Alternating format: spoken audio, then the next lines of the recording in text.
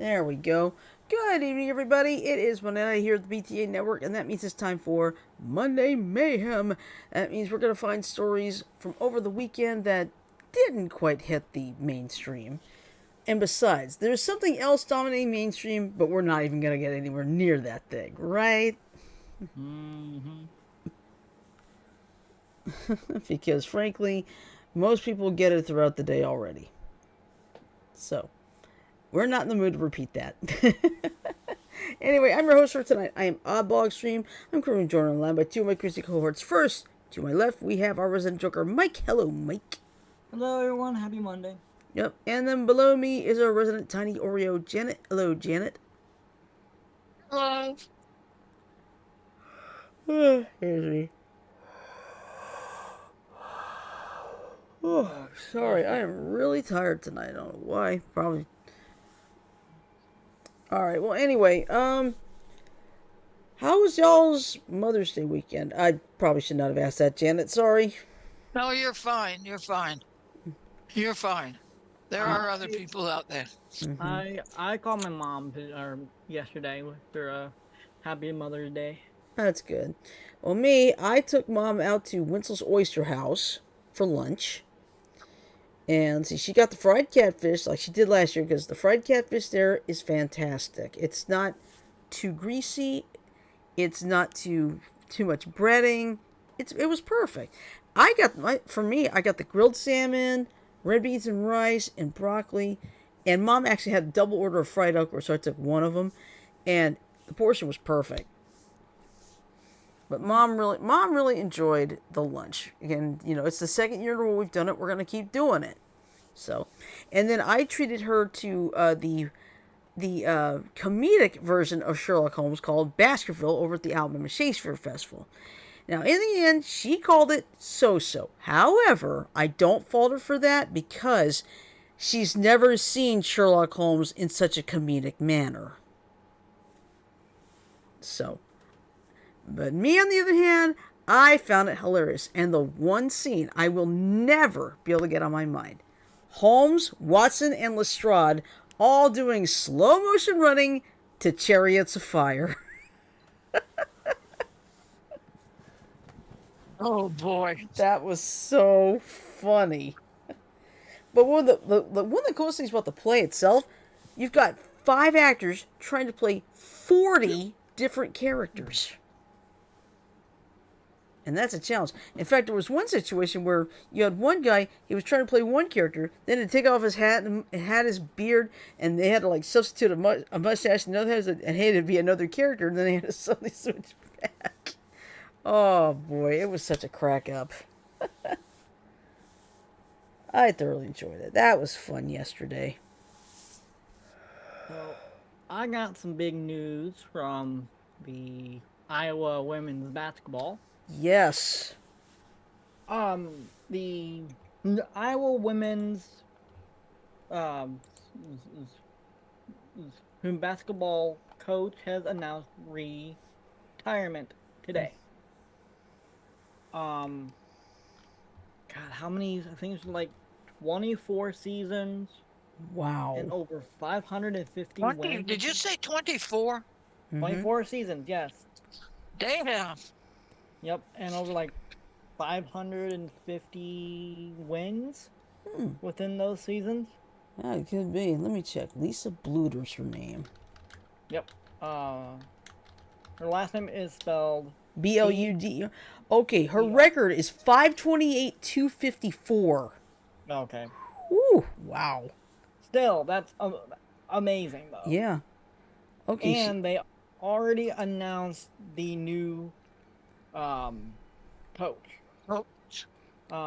Jan Jensen. Jensen, yes. Mm-hmm. So that's the big news here in the state of Iowa. Yeah. I have no idea who they're going to get to replace the Suns coach. Yeah, because the Phoenix Suns coach got fired. Oh. Okay. Well, all right. The only reason he got fired is because the atrocious record. Yes. Okay. Now her Iowa record is 528-254. Her overall record is 884 and 396. That's Wow. pretty damn good. Yeah, she has a 693 winning percentage, which is pretty good. But yeah, she is 63 years old, and I would not blame her for wanting to retire, you know? No, because she's had a very good It was 25 24, years career. 24 years, yeah. But me, let's see, it's just like when Nick Saban retired, you know? It was sad, but he's 72 years old. It was probably the right call for him, you know? Oh, excuse me. Sorry. All good. Ugh. Jack let the dog out of the room, or he got up to get something to eat. Yeah. Be right back. All right. Mute yourself. I don't think she did. Okay. When she gets back, I'll tell her. Okay. And there's Sajo in the chat room. Hey, Sajo. It's Yeah.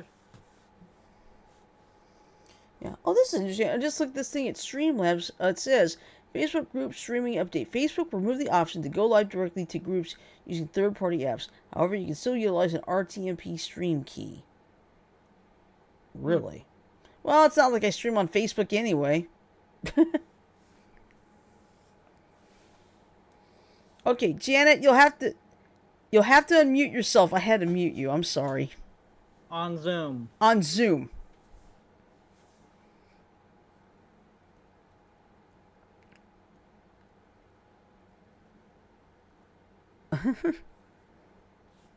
There you go. Am I unmuted now? Yeah, you're fine now. Yeah, Oh, you see, the I problem figured the problem is I can mute you, but I cannot unmute you. Okay. So, Yeah, Jack had to let the dog out of the room. who let the dog out? Me. Jack. Come here, girl. I'll share my dinner with you. All right. So, let's pop over to the group page. I'll let Mike choose the articles if you have multiples. Okay. I'm doing my own thing at the moment. So Yeah. it's not- All right. Okay, well, let's see. Here's what I posted for the past week. A pelican became the star of a Major League Baseball game. Then, a man gets boat painted on fence that city made him put up to hide it. And then, university apologizes after names horribly mispronounced at graduation ceremony. Okay, that's number 3. I want the pelican one. Okay, well, hang on. There's a couple more choices. Now, you would think this has to do with politics. Actually, it doesn't. Okay, here's the thing: GOP voters nominate deceased candidate in a race. Oh, And I'd rather have the pelican one. yeah. Oh, don't worry. We'll get to that in a minute. And finally, indie star writer suspended will not cover Fever games after Caitlin Clark incident. In other words, a reporter won't be covering games because he decided to be an idiot at her press conference debut. But we will start with the Pelican.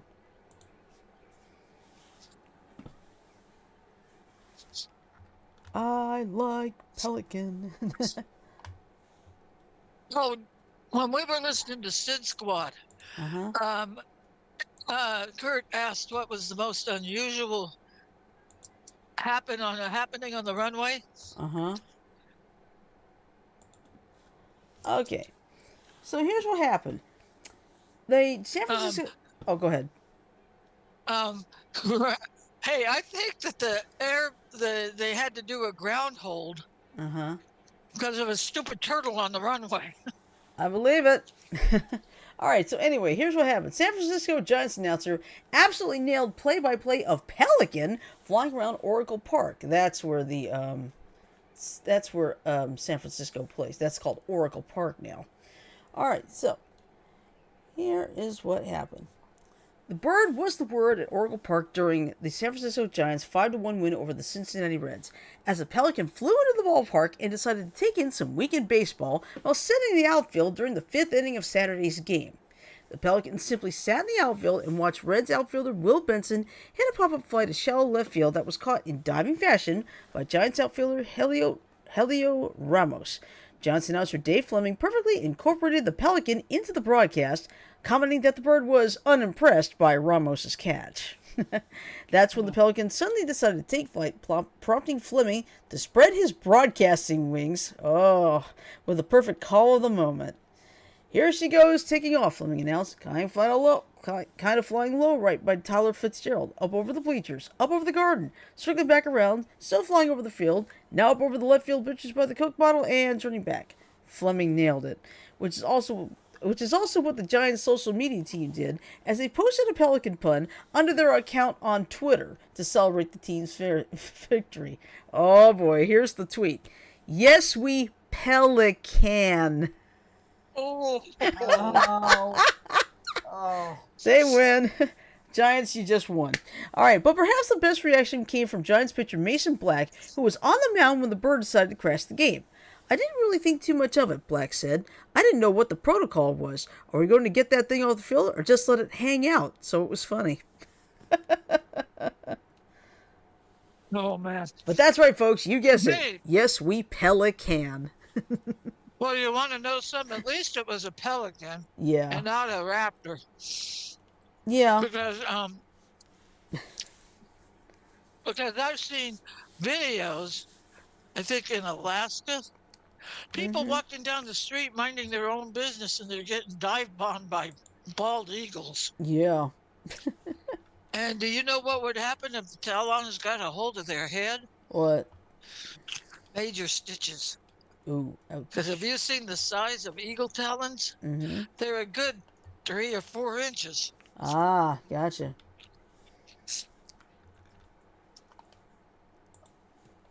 Alright, let's have a little bit more fun with the case of phonetics gone wrong. And this is actually at a college university.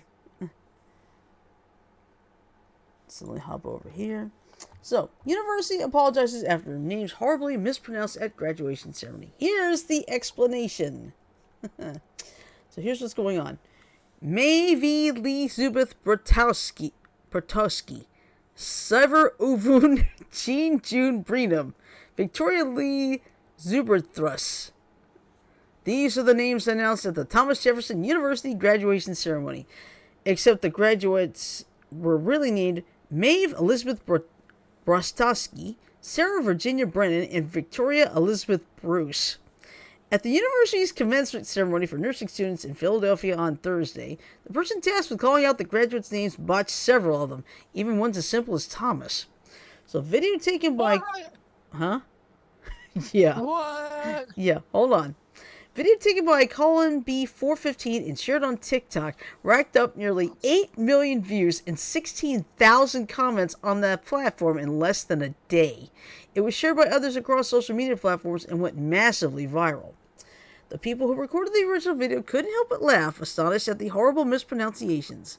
Mylena Zabeth Kopp, the woman reads for Molly Elizabeth Camp. Tamumi, she says, before the graduate says his name is Thomas. She corrects herself and says Thomas, but doesn't even attempt to read his last name, Canavari. Thomas Jefferson University apologized for the mispronunciations of several of the graduates' names. This ceremony is a celebration of the significant achievements of our students, and each graduate deserves to have their name honored correctly on this pivotal day, the university said in a statement to CBS News. Many people on social media speculated that the woman was reading phonetic spellings of the names and didn't have the full names written out in their normal spellings. Others had a more cynical explanation. Perhaps the woman's name was mispronounced her whole life and this was her vendetta. The university confirmed the former to be true. The mispronunciations occurred due to the way phonetic spellings were presented on the speaker's cards, which was noted when the presenter apologized during the ceremony, the university said in a statement. This unfortunate error does not reflect the immense respect we have for our graduates and the value we place on their hard-earned accomplishments. The school said they are deeply sorry for any disappointment this may have caused. Many of the graduates in the video appeared to take the botched names in stride. Some giggled as they approached to take the diplomas, while others just looked confused. Oh. That's a good. Hey, can you imagine how they would try to pronounce Shooty Gatwa's name? Oh boy. How is his first name spelled? It's not spelled phonetically. No, it's It's spelled NCUTI. Yeah, Ncuti. NCUTI, but it's pronounced Shooty. Mm-hmm. Yeah, but knowing that woman, she would have pronounced it In cootie. cootie, Cootie. as it's spelled. Uh, that's what phonetics is all about. Yeah, but thank goodness thank goodness that they give us a heads up on how to properly pronounce his name. It's Shooty. Okay, And now he has got the. Go ahead. okay, now let's see. Let's do this one. Man gets boat painted on fence that city made him put up to hide it. Oh, talk about revenge. Yep. Okay, so this was the story, and this was posted on Saturday. Seaside, California, from KSBW. A California man who was told by city officials he needed to put a fence up to hide his boat from public view did just that, with a twist. Pardon me while I drink some water here.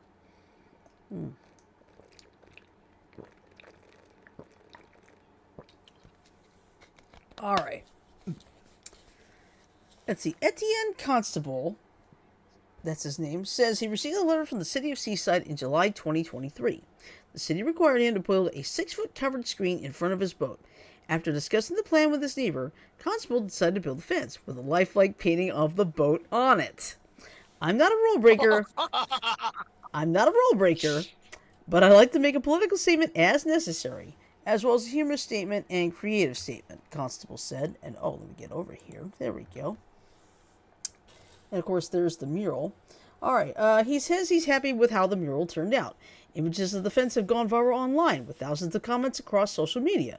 Both Constable and Hanif Pani, the artist behind the display, say they were surprised at how big of a response the painting has received. I'm all in favor of generating discussion and making people smile, Constable said. The reaction is extremely more than we ever expected, and we're both just tickled about it. So far, the city has not responded to the fence mural. Constable says he considers it a First Amendment right of expression and would be surprised if the city tells him to take the mural down. Pani, who has murals around the Central Coast, says the piece creates a conversation about what's an eyesore and what is art. I'm a big proponent of public art in spaces, he said. It engages people in ways that reaching out and having conversations doesn't sometimes. With all the attention the fence is getting, Pani says other seaside residents have already asked him for him to create murals for their boat fences. That's one way to do it. Yeah, score. Absolutely. Yep. Hey, it's not violating the rules. His boat is hid. Yeah, it's hid and it's in a way, but the mural, if you look at it, looks so convincing. And I think that was his point too, Mm-hmm. which is even funnier. Exactly. All right, so now we're gonna get a little bit serious here. Let's just say an indie star writer gets suspended because he decided to ask a really stupid question. So let me get up over there. This is courtesy of Sports Illustrated. So here's what's going on. Indie star writer suspended will not cover FIFA games after Caitlin Clark incident. So, Greg Doyle, a longtime sports reporter with the Indy Star, has been suspended for 2 weeks and will not cover any Indiana Fever games this season after his press conference incident with Caitlin Clark, according to a report from Bob Kravitz. Kravitz, a former writer at the Indy Star himself, broke the news on his Substack on Tuesday. Doyle has not published a column since April 29th, despite the Pacers in the Eastern Conference semifinals. That sentence doesn't make sense. Sorry. Doyle would not comment on the incident or related suspension when reached by Kravitz for comment. He's expected to return to work today. Doyle's discipline stems from Clark's Caitlin Clark's introductory press conference with the fever on April 17th. During the press conference, he began a question by giving Clark her patented heart gesture. When Clark asked Doyle liked her well-known hand signal, Doyle replied with, "Start doing it with me and we'll get along just fine," which led to an uncomfortable look by Clark. Shirley? Yes? What did she say to him, to the reporter? No, she didn't. No, she didn't say anything. She started with her heart, and she started. No, he started by giving the heart gesture, and he said, when Clark asked if Doyle liked her well-known hand signal, he replied with, "Start doing it with me, and we'll get along just fine." That sounds like a recipe for disaster, doesn't it? It is. It's quite a... Yep. All right. Doyle was widely criticized in the media for his strange encounter with Clark, so it should come as no surprise that he has been disciplined for his antics. Can't say that I blame him. Yeah, because your first job is to ask about the sports. You're a sports journalist. You're not a regular journalist for everything else. Well, and even then, you're not supposed to do that kind of thing either. Right? Because I mean, this if I were to have a job like that and they tell me, "Hey, go cover this basketball thing," I was like, "Okay, I'll make sure the subject stays on basketball." Make sure that stays on topic. Mm-hmm. Hey, that's enough. You've cleaned the plate. Clean the plate. Clean the plate. But I mean, I'm sorry, but that's so dumb. Dumb. Oh yeah, I forgot about this one. I posted 5 days ago. Okay, let's just say this. Somebody playing in the NBA playoffs had to miss a game because his wife was about to give birth to the first child. Okay? Now, obviously, being there for the birth of his first child is more important than a basketball game, and most everybody agree. Except for one idiot by the name of Gilbert Arenas. He's a former NBA player. Oh, okay, never mind. Mm-hmm. And I know the guys, he has been known to open his mouth for all the wrong reasons. Of course. Yeah. And I love the name of this website, awfulannouncing.com. I like the name of it. You go back down. Huh? Okay. All right, so here's what's going on. Gilbert Arenas is no stranger to controversial takes, but he might have outdone himself last Monday. On his Gil's Arena show, the cast previewed Game 2 of the Denver Nuggets Minnesota Timberwolves playoff series. That led to the news announced Monday that T-Wolves center Rudy Gobert would miss the game because he had been in Minneapolis for the birth of his first child with fiancée Julia Bonilla. Arenas called out Gobert for missing the game. "It's a baby, bro. It's going to be there when you get back. I'm just saying," Arenas said. "Whatever you think you are about to do with the baby, he's going to be asleep." Right on the blank. That must be an expletive. Brandon Jennings chimed in. Right on the blank the whole time. Milk. "I get it. I hear you want to be with your wife and smile and stuff. But your good NBA healthcare insurance is because of you playing," Arenas said. Arenas tweeted out the segment with the question, "Rudy missing playoff games for a baby?" Oh. If Yeah. I was that guy, I'd take that reporter, that guy, and kick him right in the certain part of the anatomy. Yeah.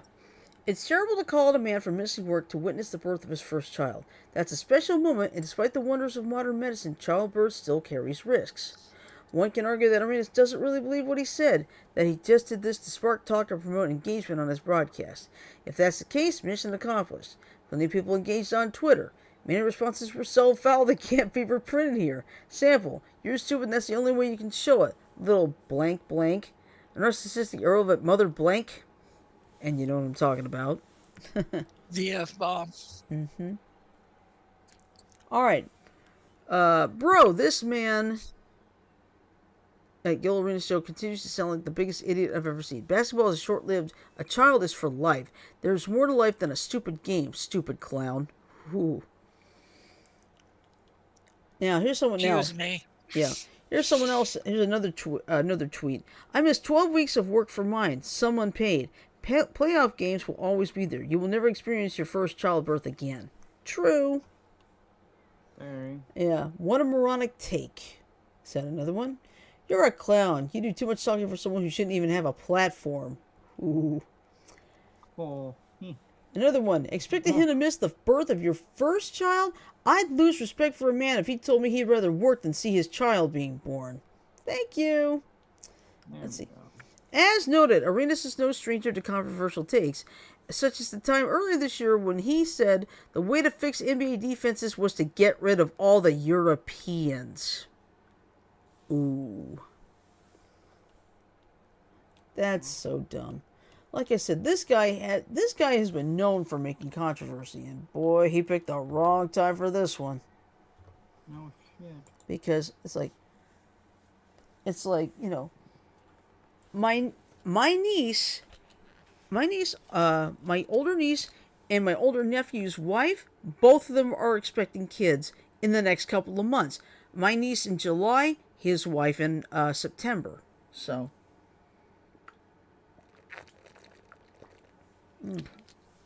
And it's the first for both. Don't you want to know something? Family always comes fucking first. Yep. Pardon my bomb. No, you're fine. Good. In this case, it's a good one because I agree. All of us understand. Family will always go first. It's like something I watched. I think it was Monty Robo this morning. One woman gave birth to her son at 23, but then when he got of legal age, she and her husband divorced, but they still kept things amicable. Then another 23-year-old gives birth to that son's first child, but she really didn't want anything to do with it. She wanted to go out and play. Yeah, exactly. So her parents, you see, she had made up something that her parents were taking care of her grandparents. Turns out, no, the grandparents were just fine. She just wanted to play. It's like, I can't do anything at 23 now. I got this kid, right? She didn't want to give up. Oh, yeah. Yeah. Yeah, she didn't want to give up, go outside and have fun. I mean, there are ways to do it, but you can't, force things onto somebody else. But I mean, I know my mother would want to be there for both, and I'll have to be the one to drive her up there, but that's no big deal. So that way, car. You know what? If they plan a baby shower over the weekend, have a joint baby shower. A 2-in-1 baby shower. Well, there's a problem with that. You see, Nelson lives up closer to, like, almost near the Kentucky border. So that creates a problem. Well, it was just an idea. Yeah, but I mean, that would seriously create a problem. But seriously, it's like, if I find out one of my favorite actors or players, they can't be there because they've got to witness the birth of a baby, it's like, be with the baby. I'm good. Yeah. I am Why good. are people so goddamn selfish? I don't know. And a lot of our stories they watch, like the wives two-time the wives two-time the husbands. Yep.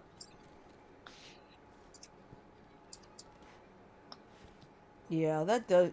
I mean, it's like you see all these athletes. Caitlin Clark. Let's take her for example. I saw her.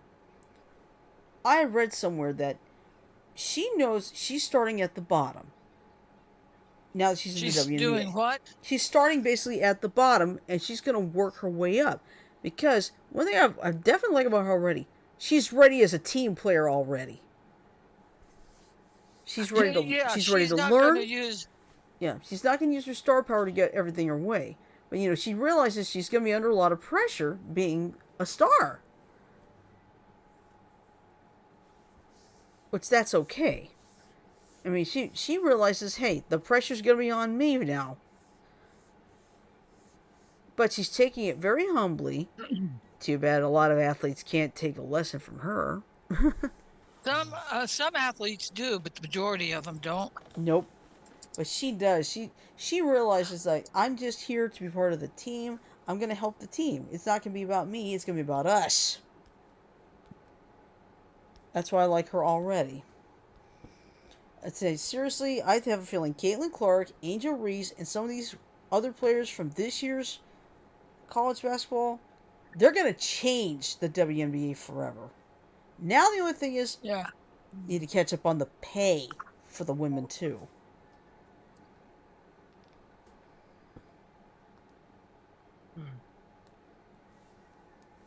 You know what? Speaking of the ladies' NBA, Mm-hmm. the women's NBA, Mm-hmm.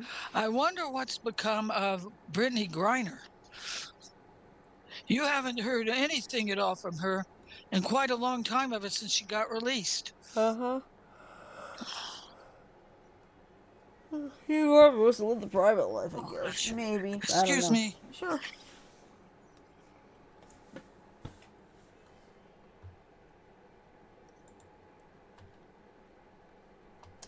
Okay. Now, I think the last crazy story here. Now, like I said, you would think that this was a political story, but actually, no, not quite. What happened was, voters in one district had no clue that the candidate they had nominated had died 2 months earlier.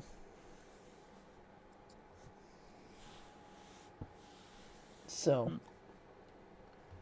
this was interesting. So let me go back over here. There we go. I think the Wish TV for this one. So here's what happened. GOP voters nominate deceased candidate in 7th district race. So here's what happened. A former Republican Party official on Wednesday said it's now up to party insiders to decide who will face U.S. Representative Andre Carson in November. Jennifer Pace took home 31% of the vote in Tuesday's Republican primary for the 7th congressional district, beating 3 other candidates. There's just one problem. Pace died on March 6th. Oh, shit. Yeah. Tom John, former Can Marion... you say oopsie? Yeah. Tom John, former Marion County Republican Party chair and contributor on News8's All Indiana Politics, says it's unusual for deceased candidates to win an election, but it does happen. He says that's why state law allows political parties to fill ballot vacancies after an election. February 16th was the deadline for any candidate to withdraw from a primary. The Indiana Election Division decided ballot access challenges on February 27th. Both deadlines passed while Pace was still alive. John says state law prohibits last-minute changes to the ballot because all 92 county clerks have to be on the same page. That makes sense. You can't be changing ballots at the last minute, he said, and that's why, essentially, once it's locked down, there's not much you can do, and you have to let the process play out. A similar situation exists in State Senate District 34. The late Senator Jean Breaux, who died on March 20th, won her primary, but she was unopposed, like Pace. So there were actually 2 cases. Under state law, in the event of a vacancy on the ballot after a primary, state parties may choose a candidate for the general... Be right back. Okay. Be right back. Okay. May choose a candidate for the general election by caucus. The deadline to do so this year is July 3rd. John said precinct committee members will choose the candidate. He said the situation is an example of what happens when people don't vote or don't research the candidates. If you don't go out, you never know what's going to happen, he said. Over my time in politics, I've seen races determined by 1, 2, 3 votes, which is true. An Indiana Republican Party spokesperson told News8 that the election results will be certified May 24th. Once that happens and party officials receive an official notice of a ballot vacancy, they will have 30 days to hold the caucus. Whoever Republicans choose will face Carson, who was the defeated 2 challengers in the Democratic primary, and Libertarian Rusty Johnson, who was chosen at the party's nominating convention earlier this year. And that's the end of the story. But still, the fact that 2 candidates passed away, and the media didn't say a damn thing about it. That's rain. Mm-hmm. But that was the reason I posted it. It was so weird that you've got 2 candidates that had basically been nominated, but both of them have passed. Yeah. That was just so weird that nobody in the area knew that it happened. So, just goes to show you.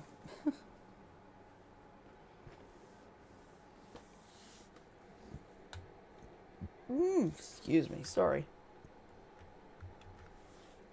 I'm a bit belchy.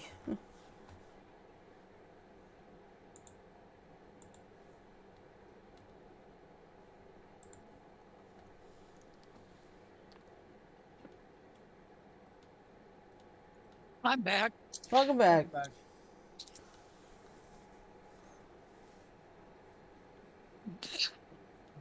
Dog had to go chase some. Did I miss anything? No, I was just talking about the two candidates in Indiana who passed away and nobody knew it for 2 months. Oh man, that has to suck. For the party at any rate. Yeah.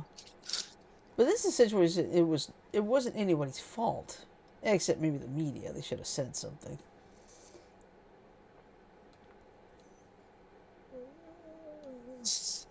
Let me see if I can find anything worth sharing.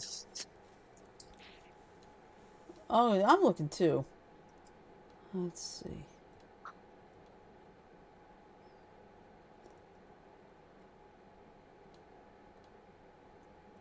I don't think we want to know about McDonald's $5 meal. Yeah. Oh, listen to this. Connecticut Sun announced a sellout for the first game against the Indiana Fever Tuesday night. It's the Sun's first sellout since their inaugural game in 2003. Oh, are we talking Phoenix? No, Connecticut Sun. This is what WNBA. Okay. I heard Suns. No.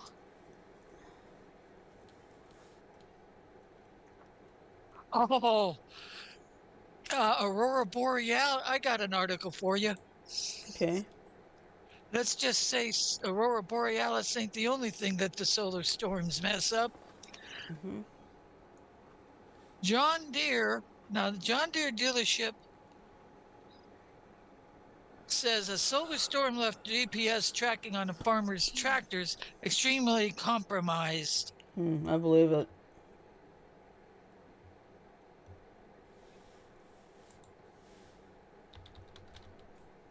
Okay. One of the strongest solar storms in decades hit Earth this past weekend, sending stunning auroras far from the poles. But for some farmers, the geomagnetic storm was more of a headache. Excuse me. Oh. Geomagnetic storms are capable of disrupting electronics on satellites and causing voltage control problems that can trigger outages. In this weekend's solar storm, charged particles disrupted GPS and precision farming systems, according to a John Deere dealership and a report in 404 Media. Would you check and see if 404 Media is legit? Landmark Implement, a John Deere dealer in Kansas and Nebraska, wrote in an update that some GPS system networks were being affected by the storm. This caused connection and accuracy issues with its real-time kinematic systems, which use GPS and ground-based data to help farmers plant crops and spray fertilizer with pinpoint accuracy. Okay. I just looked up 404 Media. It's legit. It is an online publication focusing on technology and internet reporting. Okay. So, Landmark Implement posted updates throughout the weekend, with the most recent one on Sunday, warning farmers that some systems were extremely compromised. The updates also said pass-to-pass accuracy is extremely degraded. I just wonder, even though Phoenix didn't get any of the Aurora Borealis to speak of, I wonder if it disrupted the radar in the tower. that's a good question. All right. Okay. Well, I'm not here's. done with it quite. Oh, I'm sorry. Go ahead. I'm sorry. My fault. Okay. Landmark implemented posted updates throughout the weekend, with the most recent one on Okay, I read that part already. While the dealership said the situation was definitely not ideal, it also said it isn't expected to create any large overlaps or skips. We do believe this historic event, and it isn't something that we are going to have to continue to battle frequently. One update said, adding, the storm has affected all brands of GPS, not solely John Deere. The breakdown caused many farmers to halt planting operations. Hmm. High tech John Deere has been a leading name in precision farming as it pioneered self-driving tractors. Mm-hmm. High-tech farming equipment has become a growing part of modern agriculture. Farmers have begun using automated tractors to plant crops so that the spacing is perfect, maximizing the yield of the crops. 404 Media reported that errors with planting or harvesting due to the solar storm could cause automatic automatic equipment to damage crops in the future. John Deere and Landmark Implement did not respond to a request for comment from Business Insider. Hmm. Okay, Okay. your turn. All right. All right, Mike. This was gonna make you laugh. At the Des Moines Zoo. Uh-oh. All right. There is a pair of cotton top tamarin monkeys, and guess what their names are? Oh no. What? Caitlin and Clark. Caitlin and Clark? Seriously? Yep, What's they've the named. significance of that? What's the significance of that? It's the two new cotton top tamarin monkeys. I know, but what is the significance of the names Caitlin and Clark? Uh, Caitlin Clark, the Iowa Hawkeye superstar, now in the WNBA. Okay, That's why. Caitlin. Well, Kate, that's one way to kind of honor him. yeah, Honor her. yeah. Well, anyway, Caitlin and Clark's parents joined Blank Park Zoo's family last year, and the two youngsters were born recently. The zoo says they're adventurous, full of mischief, and have the zoomies, making for a fun time. Their names were inspired by Caitlin Clark, an American basketball player who played college basketball for the University of Iowa Hawkeyes and is now a professional basketball player for the Indiana Fever. Well, that's one way to. I wonder I'll be right back. if you had Okay. two male tamarin monkeys, would you name them Ace and Cooper? No, I'd probably name him Ace and Mona. No, I said two males. Oh, two males. Probably Ace and Cosmo. Yeah, the only way you could name one Cosmo is if one of them has red fur. Yep. Which probably is I not the case. So. That's over me. Did you hear me, Shirley? No. I'm over me. Okay. Okay, let's see what else I can find. That's just so cute. Caitlin and Clark.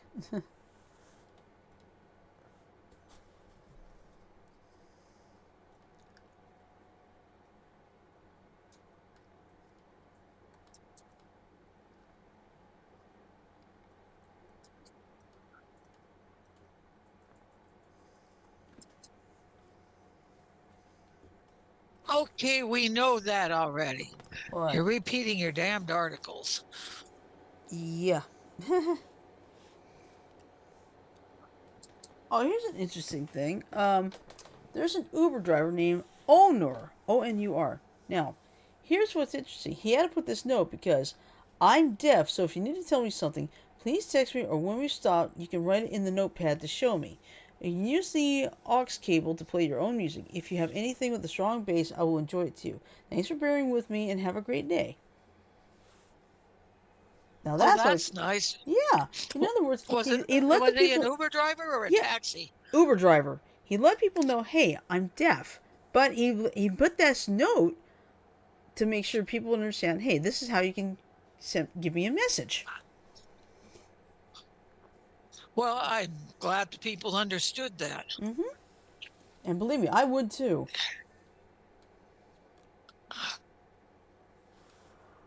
Uh, tea is so good. Alexa? Okay, let's try that. Alexa, tell a joke.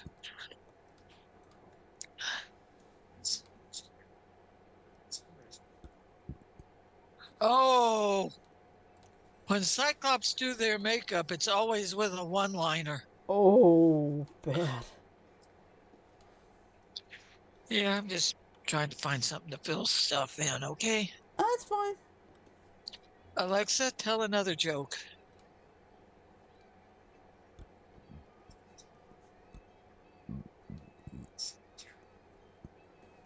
Okay, what kind of dog is bacteria afraid of? I don't know. A sanitaria. Oh. All right, enough bad jokes.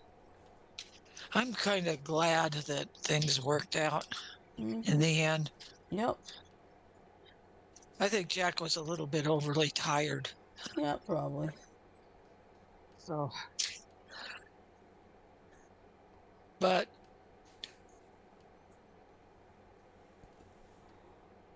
uh, I enjoyed seeing the maestro. Yeah, if you haven't seen Dr. Who yet, I haven't yet, but I'm probably going to tomorrow. Yeah, well, I'm not going to spoil it for you That's fine. by saying anything else other than what I have already. Yeah, that's fine. Goes back. And I had a feeling it had to do with the toy maker, as she was as over the top as he was. Yeah. Mm-hmm. What? What? Remember that? Yep. What? Hold on, I gotta go let the dog in. All right. Back.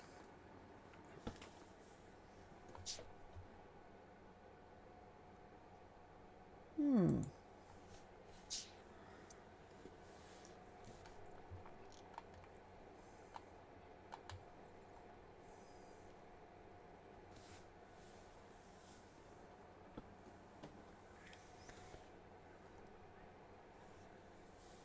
Okay. There's a new COVID variant. Let's see. It's 4 years.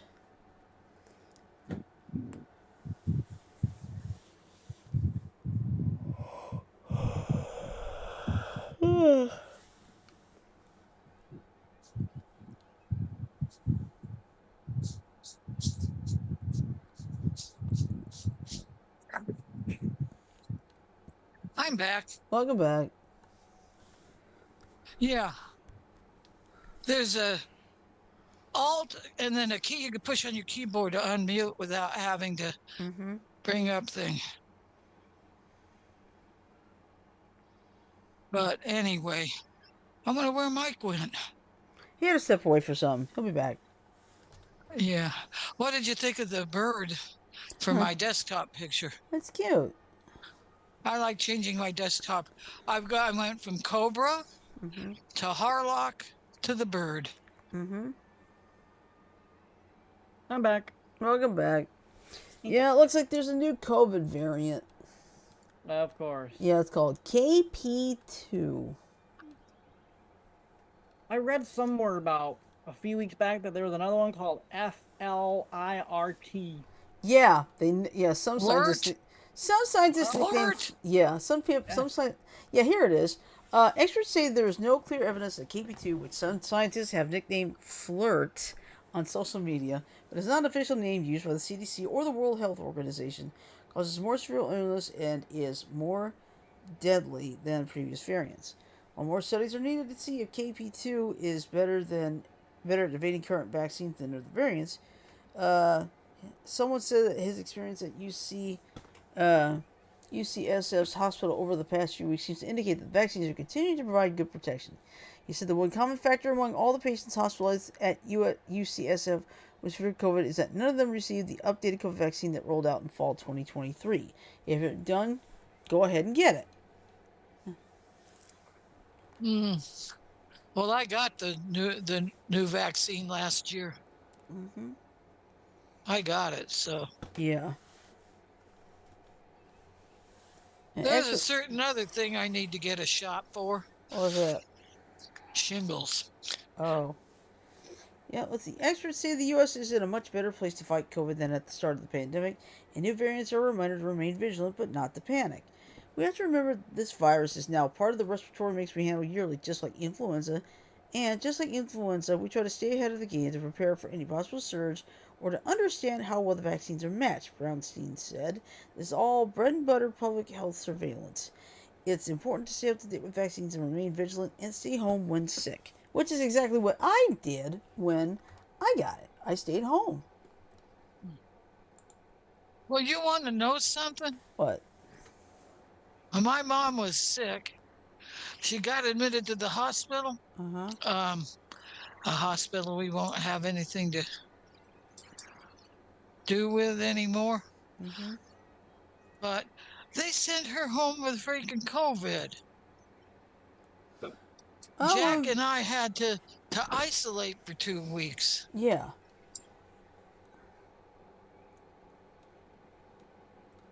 And it sucked. As you know how I like to go places. Mm-hmm.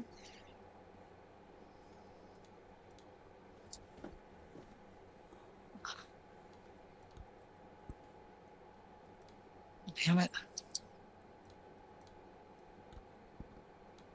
But you know, Excuse me. Sorry. people they don't listen. Mm-hmm.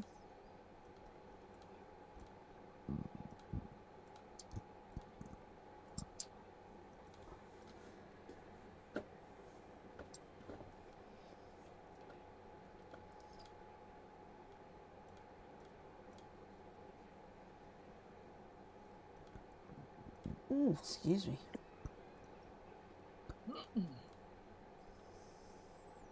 Oh man, this is a blemish on the military. What is it? Can I read the article? Yes.